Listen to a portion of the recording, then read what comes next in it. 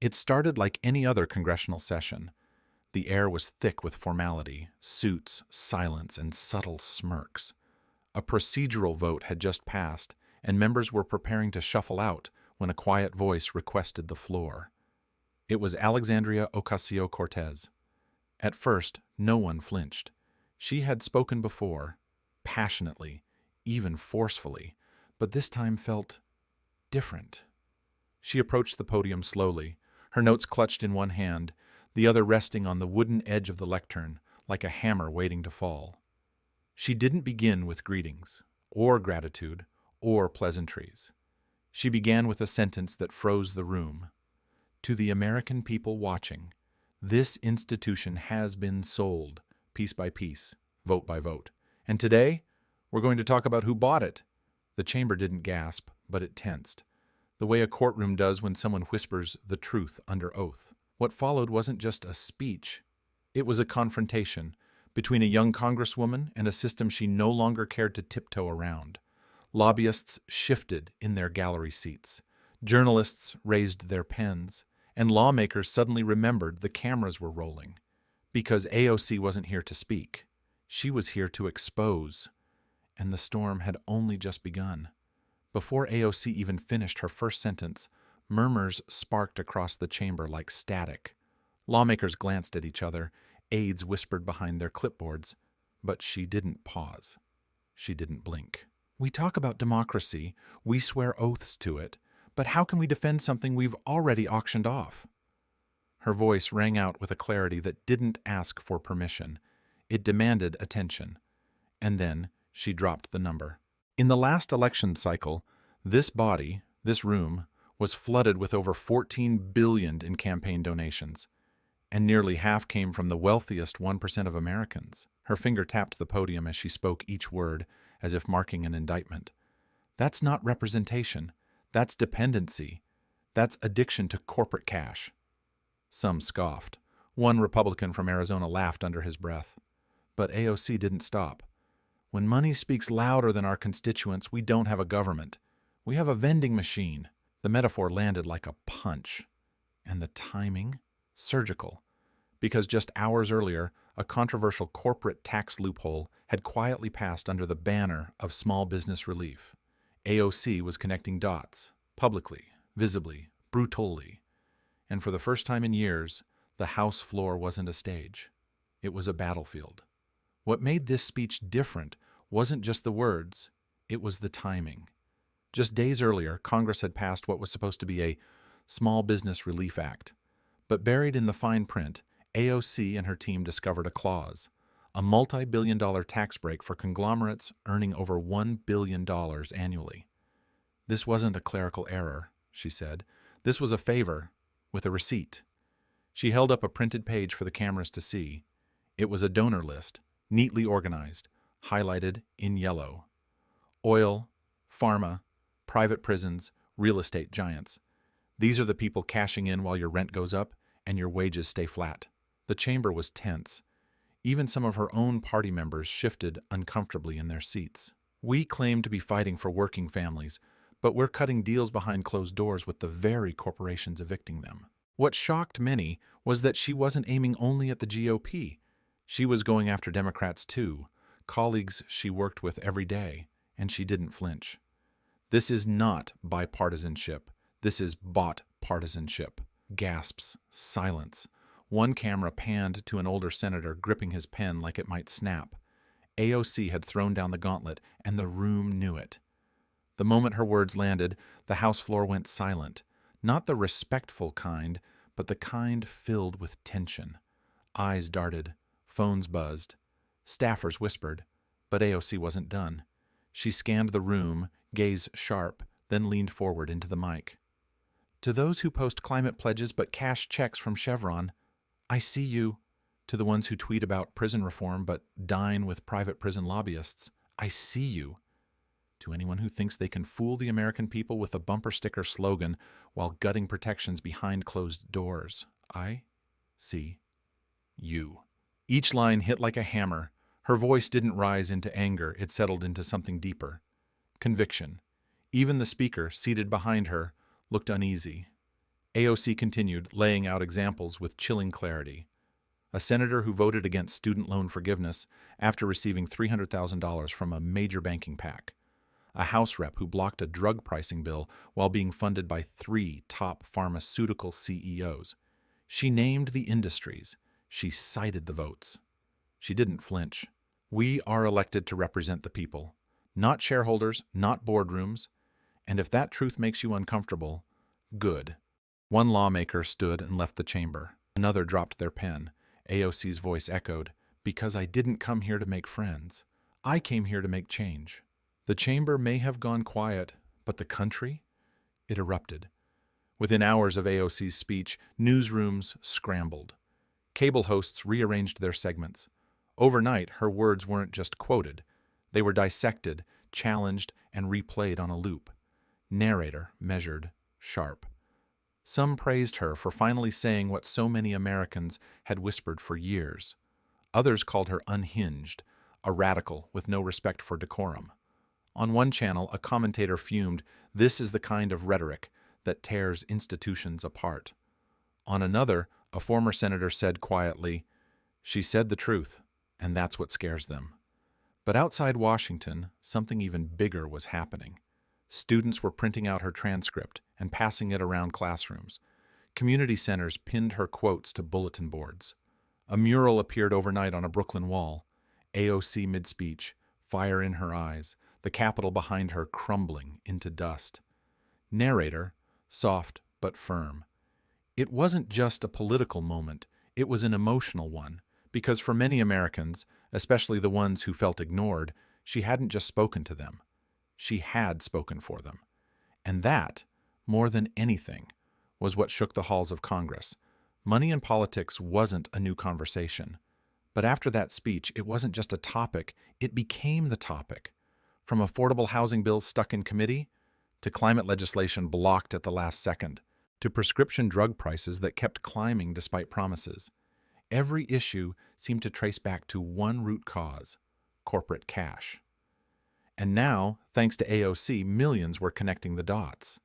Political analysts tried to reframe the moment as a progressive outburst. But they missed the point. This wasn't about left or right. It was about ownership. Who really owns the bills that get passed? Who owns the politicians who vote yes, or conveniently disappear when it's time to vote no? In town halls across the country, voters brought receipts. They asked questions, hard ones. A senator from Ohio was caught off guard when a teenager stood up and read donor data linked to a housing vote.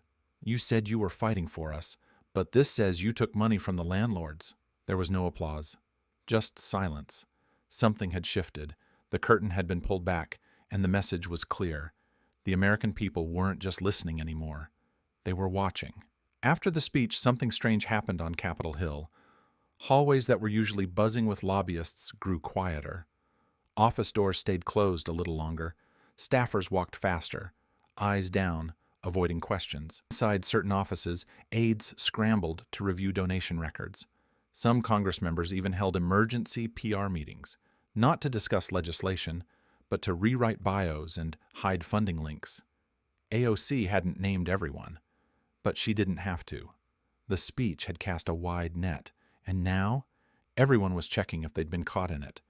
One moderate Democrat from Pennsylvania canceled a planned fundraiser with oil executives. Another, from California, backed out of a tech summit last minute. It wasn't fear of punishment, it was fear of perception. AOC's speech had shifted the public eye. For years, voters tolerated the dance between money and politics. But now they were calling it what it really was: corruption. Cable news hosts debated whether she had gone too far, but younger viewers didn't seem to care. They shared clips with their friends, parents, and classmates, not because it was politics, but because it felt like truth. Inside the marble walls of Congress, a quiet panic spread because the rules were changing, and AOC had just rewritten the game. As the speech continued to dominate headlines, one thing became clear: AOC wasn't standing alone. Progressive colleagues like Ilhan Omar, Ayanna Pressley, and Cori Bush publicly voiced support. Each released statements, not rehearsed talking points, but raw, personal reflections about the times they'd watched corporate donors override public need. Meanwhile, a surprising voice joined in. Senator Jon Ossoff. Known for his measured tone, he tweeted a single line during a town hall event. "If you're afraid of transparency, you're in the wrong line of work." But not everyone was quick to choose a side. Many Democrats, especially those facing tight re-elections, stayed silent. Some claimed they hadn't seen the speech. Others offered vague praise without addressing its content. Inside the party, there was tension. Leadership called closed-door meetings. One House whip allegedly warned younger members to cool the theatrics. Yet behind the scenes, staffers were asking each other a different question. Did she just start a movement or a war? Civic groups began organizing forums titled "Who Owns Democracy?" inspired directly by AOC's words. Universities re-uploaded the speech with breakdowns by political science professors. And while Congress spun in circles, regular people were starting to look at their representatives differently, not as leaders, but as investments. The silence of the powerful had never been louder. By the end of the week, the ripple effects of AOC's speech had started turning into shockwaves. Local news stations began investigating their own representatives, comparing voting records with donor contributions. What they uncovered wasn't surprising to political watchdogs, but it was new to the public. Headlines started appearing in places like Milwaukee, Charlotte, and Phoenix. Senator voted against housing bill after $300K real estate donation. Energy lobby met with congressman 4 times before pipeline vote. At town halls, voters brought receipts. Literally. Constituents printed out donation records, reading them aloud before asking a single question. Who do you work for? Some lawmakers brushed it off. Others grew defensive. A few abruptly canceled public appearances altogether. Meanwhile, advocacy groups saw a surge in membership. Clean Slate and No Corporate Strings both reported record sign-ups, especially among Gen Z and millennial voters. Campaign advisors took notice. Suddenly, pledging to reject PAC money wasn't just ethical, it was strategic. Candidates started adding donation disclaimers to their websites. People over profit became more than a slogan. It was a litmus test. And in the Capitol, the unease was spreading. Because AOC hadn't just shaken the table, she'd flipped it over, and now everyone was scrambling to pick up the pieces. Inside the Capitol, something had shifted. Not publicly, at least not yet, but in the quiet corridors, the break rooms, and the late-night rides between hearings, the tone was different. Members who once brushed AOC off as a radical idealist now lowered their voices when her name came up. Some criticized her more loudly than before, doubling down in interviews. But others? They asked for off-the-record meetings. A staffer from a moderate senator's office quietly reached out to her team. She may have gone too far, but she's not wrong. Even a senior Republican aide reportedly said, "We've all got skeletons. She just reminded people to start looking." Meanwhile, AOC kept working. No viral posts, no campaign fundraisers, just committee hearings, legislative drafts, and community outreach. Reporters who tried to corner her got the same answer. "This isn't about me, it's about accountability. That's what I said. That's what I meant." But behind closed doors, some of her colleagues were plotting. Not against the corporations, but against her. Whispers of censures. Conversations about stripping her from key committees. Even one discussion, overheard by a journalist, about cutting her off from the press pipeline. Because power hates being challenged, and it always fights back. The retaliation came swiftly, but not all at once. It started subtly.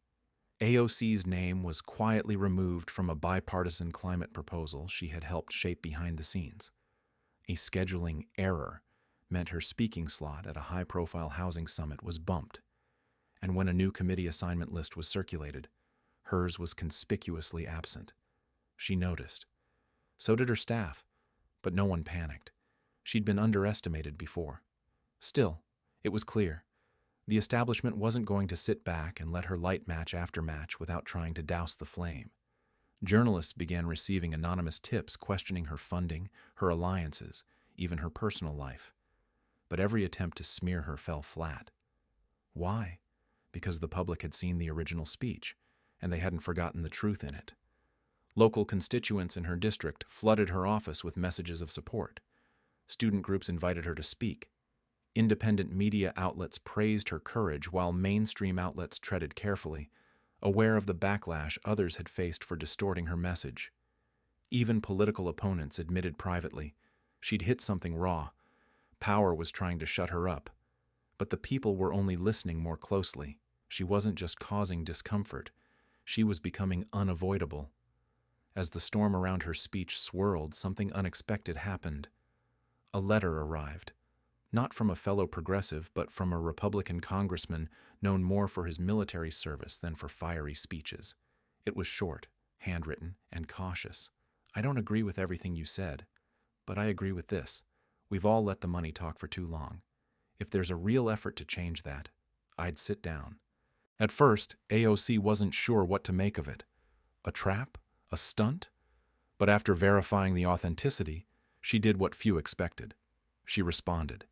The meeting was off the record, held in a quiet side office away from cameras. No press, no staff. Just two lawmakers from opposite sides of the aisle, talking about lobbyists, loopholes, and the cost of silence. It didn't end in a handshake deal, but it ended in mutual recognition. Something was broken, and maybe, just maybe, they weren't the only ones willing to say so. Word of the meeting leaked days later. Cable news pounced. Pundits speculated. Twitter turned it into a circus. But AOC stayed quiet. She wasn't interested in appearances, because while the headlines screamed unlikely allies, she was already thinking bigger. The question wasn't left or right anymore. It was who was willing to fight, and who was still pretending not to see. Momentum shifted. What started as a single impassioned speech began echoing in unexpected corners. At town halls in states far from New York, voters, some lifelong conservatives, started asking questions about PAC donations and undisclosed lobbying visits. Young staffers in offices across the Capitol began circulating AOC's 42-page dossier as a case study. It became a quiet conversation starter in coffee shops, classrooms, and campaign offices. AOC didn't gloat. She didn't need to. Instead, she doubled down, working late nights with a small bipartisan group drafting a new proposal, the Public Trust Act. Its aim? Full transparency of all donor meetings and a 5-year ban on lobbying after leaving office. The proposal wasn't revolutionary in complexity, but it was radioactive in intent. Suddenly, lawmakers who had once dismissed her as idealistic were reviewing their donor disclosures. One senator was caught pre-editing a speech after receiving a recommendation from a telecom lobbyist. That clip went viral and reinforced AOC's warnings. The movement was no longer hers alone. Teachers began using her floor speech in civics lessons. College students printed posters that read, "Representation, not transaction." And slowly, uncomfortably, even those who had mocked her started whispering the question, what if she's right? Behind closed doors, the Democratic leadership was uneasy. What began as a fiery floor speech had become a cultural force, and now a political headache. AOC's callout wasn't just rattling lobbyists. It was rattling senior party figures whose careers had quietly depended on maintaining the status quo. One senior senator reportedly told a colleague, "She's not just making noise. She's shifting the ground we're standing on." Donors were calling. Fundraising consultants were panicking. Several high-profile contributors temporarily paused their checks to key committees. Not out of protest, but out of fear. Fear of being next. In a closed-door strategy session, party leaders debated whether to isolate her or embrace the moment. Some urged caution, arguing she was creating needless division. Others, particularly younger representatives, pushed back. They weren't just defending her. They were citing her as proof that voters were listening again. And then came the biggest surprise. Whispers from within the White House itself. AOC received a discreet message from a senior aide close to the president. He doesn't want to oppose this. He's watching. Carefully. It wasn't an endorsement, but it wasn't a warning either. It was a sign. She wasn't just shaping the conversation anymore. She was forcing the entire system to pick a side. The sun had barely risen when the video of AOC's speech crossed 50 million views. Not shares, views. Clips were being played in high school civics classes, union meetings, college dorm rooms, and cable news roundtables across the country. What began as a floor speech had transformed into a movement, and no one in Washington could ignore it anymore. Later that week, AOC returned to her district. No cameras, no press team, just a community meeting in a Bronx rec center packed wall to wall with neighbors, teachers, nurses, janitors, students. Someone stood up and asked, "What now?" She didn't give a political answer. No sound bites, no slogans, just this. Now, we fight smarter. We organize deeper, and we stop letting shame belong to the people without power, because it's not ours to carry anymore. The crowd didn't erupt with applause. They stood in quiet solidarity. In D.C., senior lawmakers were already drafting a countermeasure, an ethics package watered down and polished for headlines. But in the streets, in the classrooms, in the circles of young voters who had almost given up, something real had started. She didn't just call out corruption. She gave people permission to expect more. And that's how change begins. Not with applause, but with a mirror and a choice.